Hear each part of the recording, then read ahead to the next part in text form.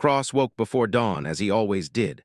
The forest outside his small cabin was still dark, but he could hear the sounds that meant the world was coming to life.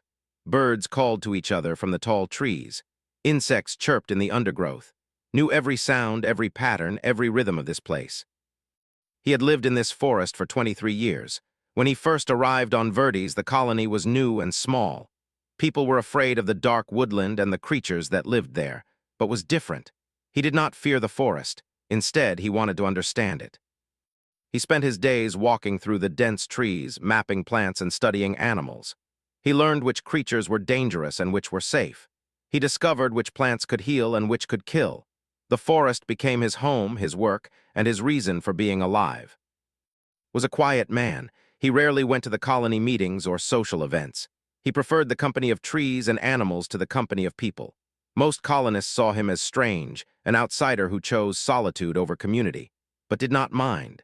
He had learned long ago that solitude was safer than connection. That morning he prepared his pack for another day in the forest. He filled his water bottle from the clear stream near his cabin. He gathered his notebooks and his camera. He took dried meat and bread for lunch. Everything had its place in his pack, arranged just as it had been arranged for more than 2 decades. The sun was beginning to rise when left his cabin and walked into the forest. The light filtered through the leaves in golden streaks. The air was cool and smelled of earth and growing things. Felt the familiar peace that always came when he was alone in the wilderness. He was heading toward the northern sector, where a new species of flowering plant had begun to grow. Wanted to study it and take photographs. He moved carefully through the forest, watching where he placed his feet, listening for any sounds that did not belong.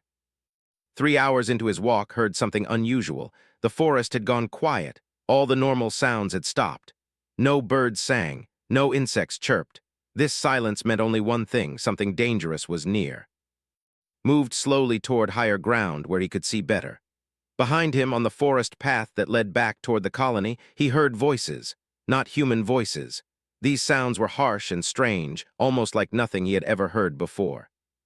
He crept forward until he could see the path. There were 4 creatures, each nearly 8 feet tall. Their skin was dark gray and covered with what looked like armor. Their arms were long and ended in hands with sharp claws. They carried weapons that looked nothing like anything humans had built. The weapons seemed to glow with a faint blue light. His heart began to beat faster. He had never seen anything like these creatures before. He did not know if they were from the colony or from somewhere else. He did not know if they were dangerous, but his instinct told him that something was very wrong. He watched as the creatures stopped on the path. One of them held something that looked like a small device. The device made a low humming sound. The creature who held it pointed deeper into the forest, toward the area where the colony children often played and collected plants. Felt fear, but it was not fear for himself. He realized what was happening. These creatures were hunting, and they were hunting in the direction where children from the colony might be. Moved back into the deeper forest, away from the creature's sight. He moved quickly and quietly, using every skill he had learned over 2 decades of living in this wilderness. He knew the forest better than anyone alive. If the children were in danger, he would know where they would go. He would know how to reach them. The creatures moved forward on the path, their strange weapons ready. Stayed ahead of them, moving through the dense undergrowth that would be impossible for them to navigate. They seemed to have no knowledge of the forest at all. They moved slowly and made loud sounds as they crashed through the vegetation. 30 minutes later, heard children's voices. His worst fear was confirmed. Near the clearing where the medicinal plants grew, 3 children were picking flowers. They did not see the creatures approaching from behind them. One of the children was his niece, Lisa. She was 8 years old, had raised her after his brother died. Her mother worked in the colony's medical center and often left Lisa in care. The girl loved the forest almost as much as her uncle did. Moved faster. He knew he only had minutes to act. The creatures ran deeper into the forest, and the creatures followed. Their weapons fired bursts of blue light that burned the trees and set leaves on fire, but did not panic. He knew exactly where he was going. The forest grew denser as they moved north. The trees were older here, their trunks thick and their branches twisted together like a natural roof. The ground became uneven, filled with roots and hidden stones. The creatures moved slower, stumbling over obstacles they could not see. Dove to the left, sliding down a ravine that he knew well. The creatures tried to follow, but one of them fell hard. Its weapon tumbled away into the shadows. The creature roared in pain and anger. There were 3 creatures left pursuing him now. Continued deeper into the forest, toward a place he had discovered years ago. It was a valley surrounded by tall cliffs and dense vegetation. Only one small path led in and out, and knew every inch of that path. He reached the entrance and stopped. He was breathing hard, but his mind was clear. He pulled a hollow reed from a nearby plant and held it to his lips. Then he made a sound like no human could make. It was a deep, resonant call that echoed through the forest. The creatures stopped chasing him. Instead, they looked around nervously. They did not understand what they were hearing. Moved carefully through the valley, leaving the creatures behind. He climbed higher, moving toward the cliff face where he knew the creatures could not follow. From his high position, he could see the creatures below, confused and afraid. One creature tried to climb after him, but the ground crumbled beneath its feet. It fell backward, landing hard on its back, felt no pity. This creature had come to his forest to hunt children. That was enough. Made the call again. This time the creatures heard a response. From the dense forest around them came a sound like nothing they had ever experienced. It was the call of the forest's apex predator, a massive creature that had befriended over the years. The creature was rare and dangerous, but had learned how to communicate with it. The forest came alive. More creatures emerged from the shadows. They were not as large as the invaders, but they were fast and coordinated. The first warrior fired its weapon, but the forest animals scattered and attacked from new angles. They moved like water, surrounding the intruders from all sides. Watched from his high position, he did not need to fight anymore. The forest was fighting for him. One of them managed to escape back toward the forest entrance. Another was surrounded and forced deeper into the wilderness, away from the path home. The third stood alone in the clearing, its weapon raised, but it did not matter. The creature was vastly outnumbered by an ecosystem that had no mercy for invaders. Descended carefully and moved back toward the colony. He needed to find Lisa and the other children. He needed to make sure they were safe. His heart still raced with fear, even though the immediate danger had passed. As he walked, memories came flooding back. He remembered his own child years ago. He remembered holding his daughter in his arms, feeling like he would always be able to protect her. He remembered the moment that everything changed when she got sick and he could not save her. He remembered the emptiness that followed, the reason he had come to this forest in the first place. After his daughter's death had tried to stop feeling, he had tried to become empty like the forest at night, cold and without emotion. Living alone in the wilderness seemed like the only way to survive the pain. But then Lisa was born. His brother asked if would help care for the girl sometimes. Agreed, even though it terrified him. Watching Lisa grow up, teaching her about plants and animals, seeing her smile when she discovered something new about the forest, it had slowly brought him back to life. Now everything was different. That child was in danger. Those creatures had tried to take her, and had discovered something about himself that he thought he had lost forever. He was still capable of protecting others. He was still capable of being fierce. Reached the edge of the forest where it met the colony grounds. He could see lights from the buildings. He could see people moving around. They had not yet realized what had happened. Then he saw them. Lisa and the 2 other children were running across the grass toward the colony center. Behind them, 2 colony security officers were moving toward the forest, weapons drawn. Ran toward them, moving fast. He caught up to Lisa and lifted her into his arms. The girl was crying, but she was not hurt. "Uncle," she said between sobs. "There were creatures. They came out of nowhere. They took us and we ran and we didn't know where to go." "I know," said. "I know you are safe now. Those creatures will not come back, I promise." The security officers reached them, their weapons raised. "Get back. We do not know if there are more creatures in the forest." "There are no more creatures," said calmly. "At least not the ones from the sky. I took care of them." The security officer named David looked at with doubt and confusion. A single biologist could not have fought off an alien invasion. But looking at its calm expression and the way the children clung to him, David felt something shift in his understanding. "We need to get everyone to the shelter," David said, "and we need to talk about what happened in those woods." Nodded, he was still holding Lisa and the girl's head rested against his chest. For the first, the colony went into emergency lockdown. All the buildings were sealed. All the people were moved into the central shelter, a structure built deep underground with thick walls and reinforced doors. The children were taken to the medical center and checked for injuries. They were safe, but everyone was afraid. Sat in the command center with the colony leaders. They wanted to know everything that had happened. Told them about the creatures from the sky, about how they had tried to capture the children, about how he had led them away from the colony. "But where did they go?" Commander asked. "Did you kill them?" "No," said. "I led them into the deep forest, into places they cannot navigate, into places where they are not in control." "That is not a permanent solution," said. "We need to know where they are. We need to prepare for another attack. We need to contact the Galactic Council and inform them that we have been invaded." Understood, the colony leaders were thinking like soldiers. They wanted to plan and prepare and defend with weapons and strategy, but they did not understand what understood. In the forest, strategy was not about weapons. It was about knowledge. "They will come back," said. "Not today, but soon. When they do, I will be ready." Looked at with a mixture of doubt and hope. She had worked with him for many years, but she did not really know him. Most people did not. They saw a quiet man who walked alone in the forest. They did not see the decades of study and observation and learning that had made him something much more than a simple biologist. "I want to put a security team with you," said. "You cannot face them alone." Shook his head. "Security teams will only slow me down. The forest is not a place where guns and armor matter. It is a place where knowledge is the only weapon that works. Let me handle this." Wanted to argue, but she saw something in his eyes that made her stop. She saw the same look that warriors sometimes had, people who had decided they would do whatever it took to protect others. Left the shelter as soon as the meeting was over. He climbed back into the forest as the sun disappeared below the horizon.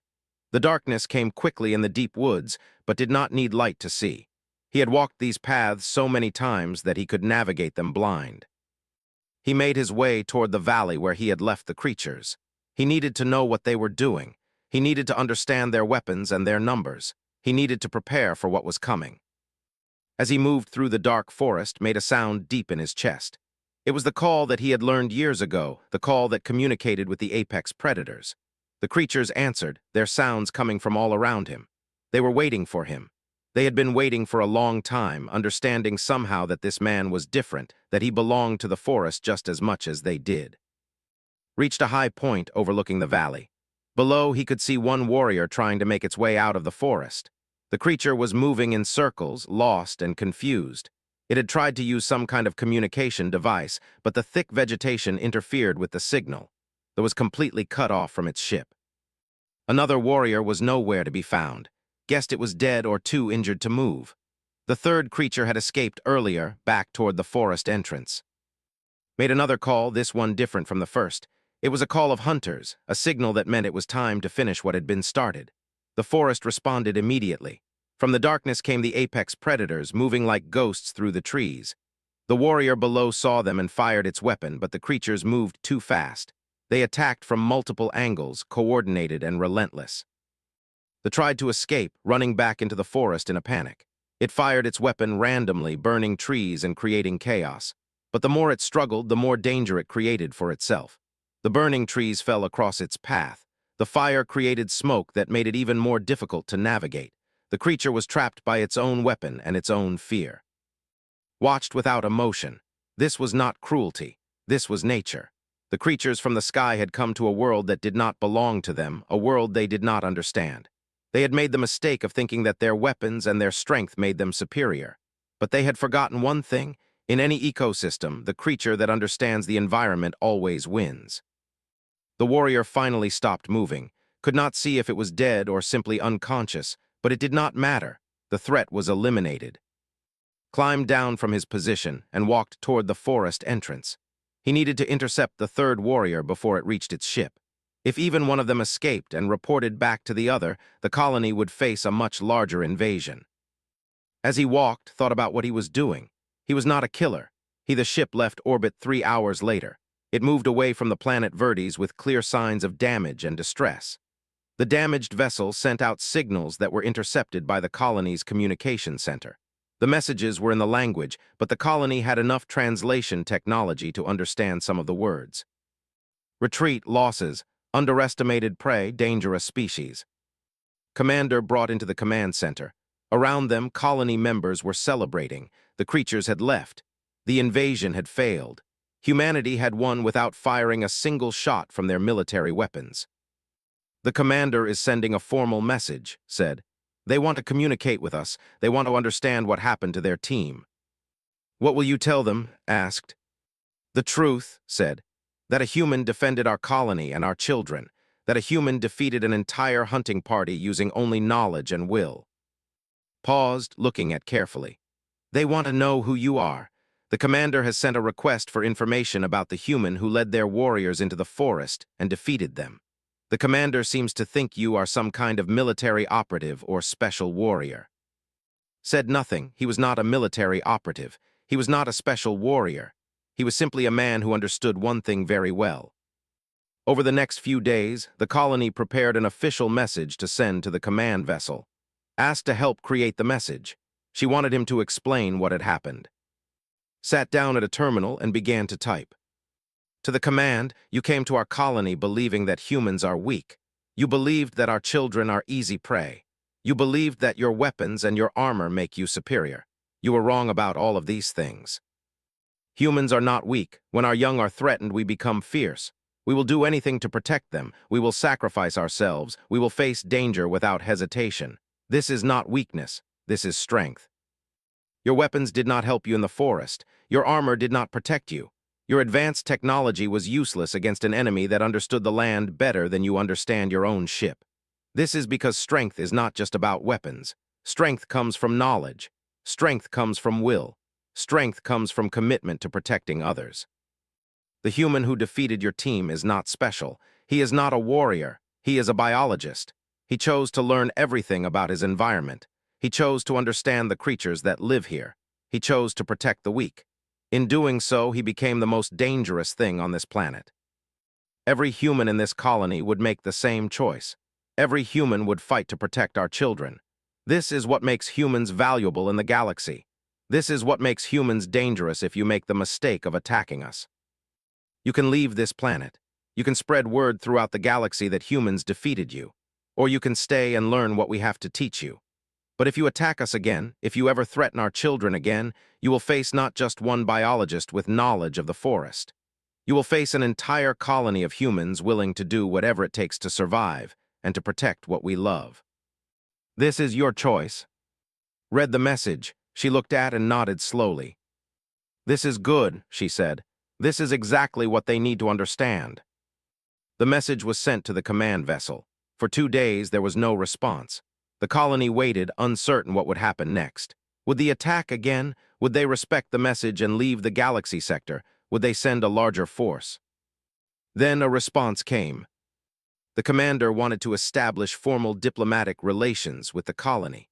The commander wanted to understand humanity better. The commander wanted to know more about the biologist who had defeated the hunting party. Smiled, she asked to attend the first diplomatic meeting with which would take place via communication screens. Agreed. When the meeting began, the commander appeared on the screen. It was a massive creature, even larger than the warriors that had invaded the forest. Its armor was decorated with symbols that probably indicated rank and status. Its eyes studied carefully. "I am Commander Vex," they said. "You are the human who defeated my team." "I am Cross," replied. "I did not defeat your team alone. The forest helped me. The creatures of the forest helped me." "You are not a warrior," Commander Vex said. "Your colony has warriors, yet you were the one who defended against us. Why?"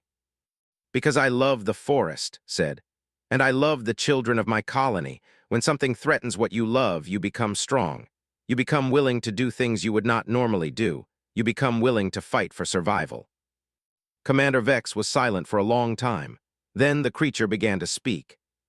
"In our culture, we believe that strength comes from conquest and domination. We believe that power comes from weapons and numbers. We hunt the weak to prove our superiority. But you have shown me something different. You have shown me that strength can come from love.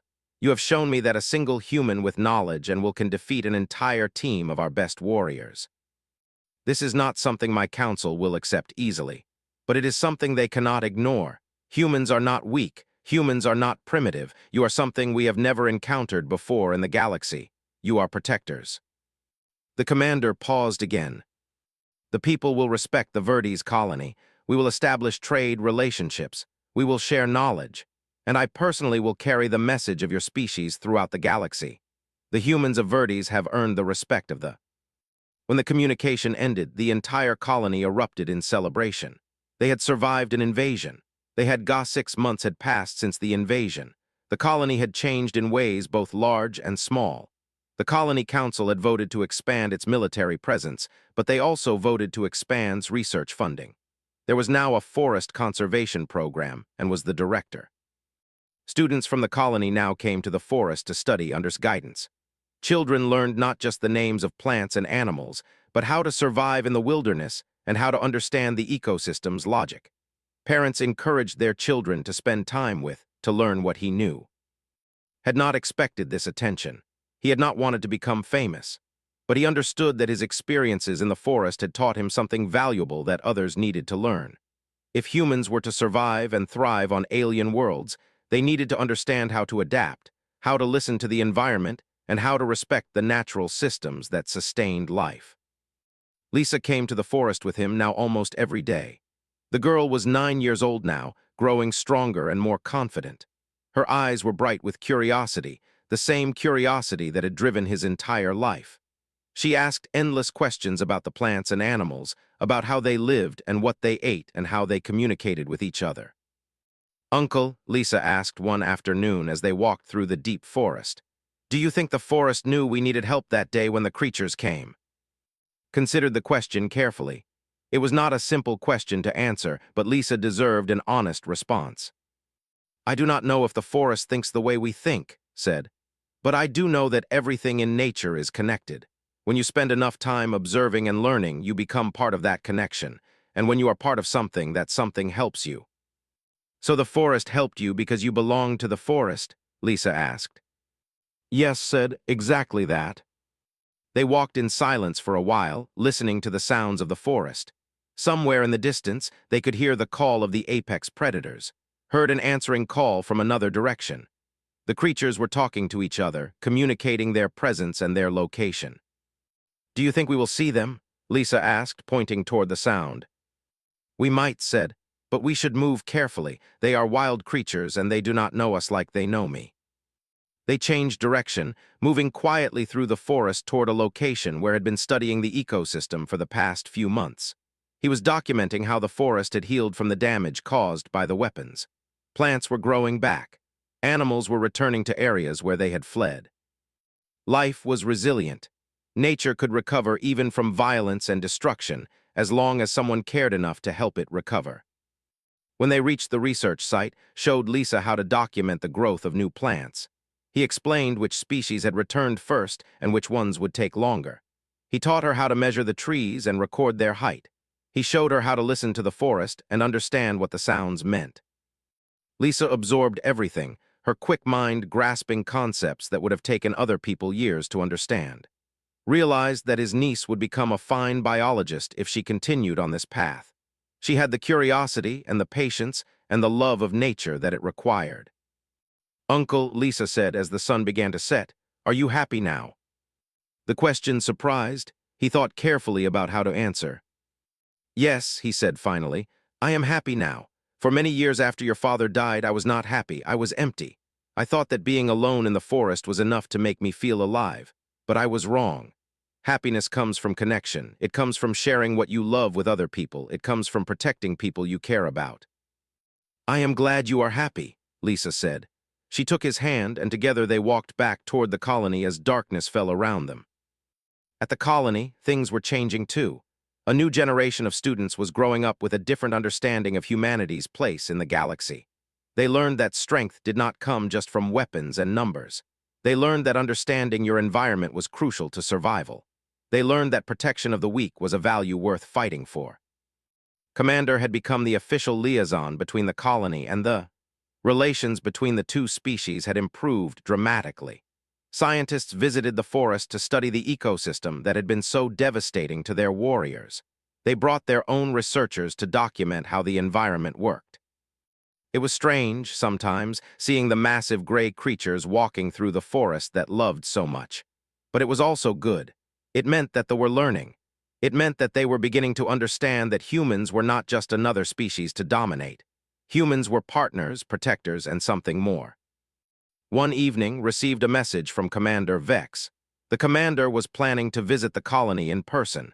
He wanted to see the forest that had defeated his team. He wanted to understand how it worked. Agreed to guide the commander through the forest personally. When the day came and Commander Vex stood at the forest entrance together, the massive warrior looked at the dense vegetation with something that might have been respect. "This is the place that defeated me," Vex said. "This collection of plants and animals with no organized structure and no central command." "Nature is always organized," said, "but the organization is different from what you are accustomed to. Every creature plays a role, every plant serves a purpose, everything is connected. When you try to fight against the system instead of understanding it, the system defeats you." Led the commander through the forest, showing him how the ecosystem worked. He explained the relationships between predators and prey, between plants and animals, between sun and soil. He showed Vex the clearing where the ancient trees grew, the place where the forest seemed to speak its oldest truths. By the end of the day, Commander Vex had begun to understand. "Your species is fascinating," Vex said. "You are not the strongest in the galaxy, you do not have the most advanced weapons, but you understand something that most species never learn. You understand how to adapt. You understand how to become part of something larger than yourself. This is why you defeated my team." When the commander returned to the colony, noticed something different in the way the humans looked at him. They were no longer looking at him with awe. They were looking at him with understanding. They recognized that had simply done what any human would do when protecting those they loved. That night, as walked back toward his cabin in the forest, he thought about the journey that had brought him here. He had come to Verdes to escape his grief. He had tried to lose himself in the wilderness and the study of nature. But instead of disappearing, he had found himself. He had discovered that the greatest strength came not from running away, but from standing firm to protect others. The stars were bright above the forest and could see the ship still in orbit above the planet. It was no longer a symbol of invasion and danger. It was a symbol of understanding and peace. Humanity had proven itself not through conquest but through compassion. The galaxy was learning that humans were not weak. Humans were the fiercest protectors of all. Reached his cabin and stood in the doorway, looking out at the dark forest. Tomorrow, Lisa would come to the forest again. Together, they would continue to learn and grow and understand the ecosystem that had saved them all. The forest was quiet now, but could feel the presence of the creatures that lived there. They were watching him, this human who understood them, this protector who had become part of their world. In the darkness, a distant call echoed through the trees. Smiled. He made a soft sound in response, a greeting that only he could make, and the forest answered with 1,000 sounds, all saying the same thing. "Welcome home, protector, welcome home." And a new ally. Most importantly, they had shown the galaxy what humans were truly capable of. That night walked back into the forest. He was no longer invisible. The colony recognized him as a hero, but more importantly, he had finally accepted who he really was. He was not just a biologist studying an ecosystem. He was a protector. He was a human willing to fight for those he loved. And in protecting the forest and the children of his colony, he had finally healed from the loss of his own child. The forest was quiet around him. The creatures of the ecosystem seemed to sense that something had changed. Stood in the darkness, surrounded by ancient trees and sounds of life, and for the first time in many years he felt complete. Had never wanted to hurt anyone, but he was also not passive. He understood that sometimes protection required action. Sometimes it required doing things that felt wrong to make sure that people you loved would be safe. He reached the forest entrance just as dawn was breaking. The third warrior was moving through the last line of trees, trying to reach the open ground where the forest ended and the rocky terrain began. The creature was moving fast, desperate to escape. Stepped out directly in front of the creature. The warrior stopped, its weapon raised. For a moment the two beings faced each other, human and alien, protector and invader. "You came to hunt the weak," said. His voice was quiet but steady. "You chose the wrong forest and the wrong man to hunt. Go back to your commanders. Tell them that humans are not weak. Tell them that we protect our children the way the forest protects what belongs to it. Tell them that if they ever come back, they will not survive." The warrior looked at this small, unarmed human standing alone in the forest. It had been defeated not by weapons or armor, but by knowledge and will. It had encountered something it did not understand and could not overcome. The creature lowered its weapon. It turned and walked away, moving across the rocky terrain toward the ship that was waiting in the sky. Watched it go. The hunt was over.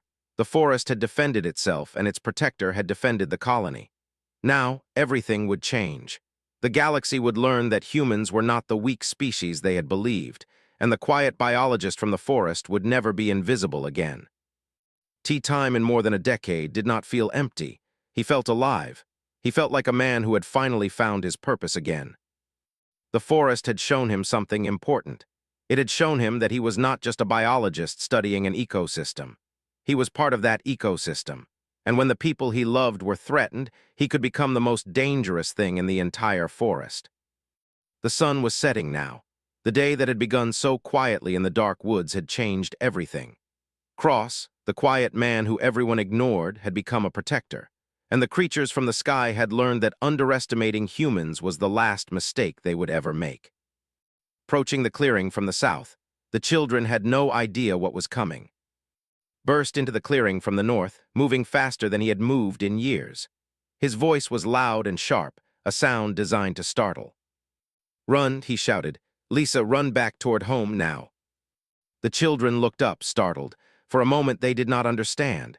Then Lisa recognized her uncle, and fear took over. She and the other two children ran toward the path that led back to the colony, turned to face the approaching creatures. The first creature emerged from the trees, its weapon already raised. The creature's eyes were cold and empty. It did not hesitate, it did not question. It simply aimed and prepared to shoot. Knew he could not fight these creatures directly. He had no weapons. He was only a biologist, but he knew the forest. He turned and ran deeper into the woods, deliberately moving away from the children's path. The creatures followed him, their weapons crackling with energy. The hunt had begun. Ran through the dense forest, jumping over roots and ducking under low branches. The creatures moved slowly behind him, calling to each other in their harsh voices. They did not understand that was already 3 steps ahead of them. They did not know that every tree, every stream, every hidden path belonged to him. Behind him, he could hear the creatures crashing through the undergrowth. He could hear their weapons charging, but was home. And in his home, he was not the hunted, he was the hunter. The forest around him seemed to come alive. Birds scattered as the creatures passed. Small animals fled from their path, moved deeper into the ancient woodland, toward places where no creature without knowledge of the forest would ever find their way back out. The sun was still rising. The day was just beginning. And Cross, the quiet biologist who most people ignored, had become the only thing standing between an invading army and the colony he had grown to protect.